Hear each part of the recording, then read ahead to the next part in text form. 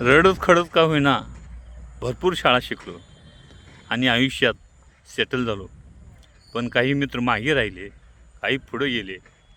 पण मी लव्हाराचा येत्या, पेंढारांचा दत्त्या, सुतारांचा रावश्या, पिंजारांचा बापश्या आणि नादापांचा शिल्ल्या, हे ग्रुप लहानपणी असं होतं की रविवार म्हणजे पर्वणी आमची. आणि पाटलांचा वाडा आणि बामणांचा मळा हे आमचं आवडीचं ठिकाण.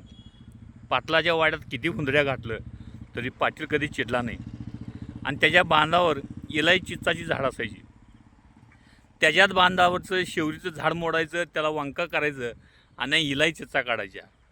बामणांच्या मळ्यातलं आंबट चिंचा ओटी भरून आणायचं. नदीकडची जांभळं ही तर आमची म्हणजे अगदी आवडीचं खाणं.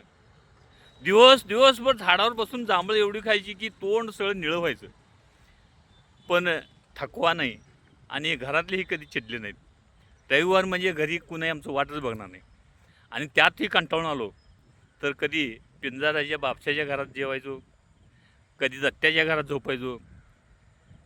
त्याची आई कधी आम्हाला जेवायला वाढायला कधीच कुचकरली नाही आणि आम्हालाही कधी वाईट वाटलं नाही. आणि माझ्या घरी जरी कुणी आला तरी माझी आई ह्याला का आणलास म्हणून कधी रागवली, माझ्यावर ताटाला ताट लावून द्यायची. आणि तो दत्त्या असू दे, रावशा असू दे, कंटाळला तर तिथं झोपायची. त्यांच्या घरातली वाटसुद्धा बघायची नाहीत. पण सकाळी उठून जो तो आपल्या घरात जायचा. आज ते दिवस नाही आहेत. यातले सुतारांचा रावशा आणि लोहारांचा यत्त्या जग सोडून गेले. पण ते दिवस आठवले की नाही. उरलेले मित्र पोटाच्या खळगीसाठी कोण कुठं गेला आहे कधीच भेटत नाहीत, कधी आठवत बी नाहीत, कधी फोन नाही, पत्ता नाही. पण लहानपणी फोन नाही, पत्ता नाही, काही नाही, पण अगदी वेळेत न बोलवता सगळे एकत्र यायचे आणि दिवस शनिवार रविवार दिवस फुल एन्जॉय करायचो. आज हातात मोबाईल आहे, जग सगळं मुठीत सामावलं आहे. पण त्या जुन्या आठवणी, जुने मित्र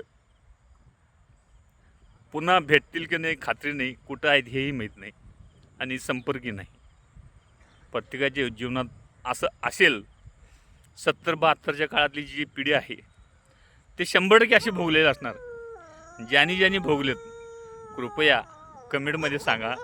जुन्या आठवणींना आपण उजाळा देऊया. धन्यवाद.